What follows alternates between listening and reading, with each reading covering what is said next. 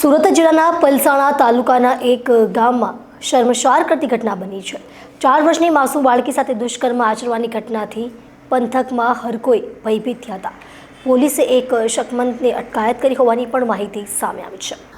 સુરતના પલસાણા તાલુકામાં વધુ એક દુષ્કર્મની ઘટનાએ લોકોની સંવેદનાને ઝંઝોળી દીધી છે। અહીં માતા પિતા નોકરિયાત હોવાથી નોકરી માટે ગયા હતા।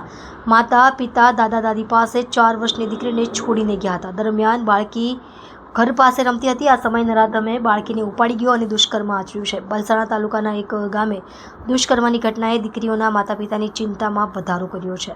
4 વર્ષની બાળકીના માતા પિતા નોકરી પર ગયા હતા અને દાદા દાદી ઘરે હોવાથી દીકરીને ઘરે છોડીને ગયા હતા। જોકે દીકરી ઘરની નજીક રમવા માટે નીકળી હતી। આ સમયે નરાધમ તેમને અવાવરું જગ્યાએ લઈ જઈને તેની સાથે દુષ્કર્મ આચર્યું હતું। બાળકી શેરીમાં રમતી હોવાને અને નરાધમ લઈ જતો હોવાના દ્રશ્યો સીસીટીવી કેમેરામાં કેદ થયા હતા। બાળકી ઘટના બાદ રડતી ઘરે આવી હતી અને તેમના ગુપ્તાંગમાંથી બ્લીડિંગ થતું હતું। બાદ સમગ્ર ઘટના પ્રકાશમાં આવતા ચકચાર મચી ગઈ હતી।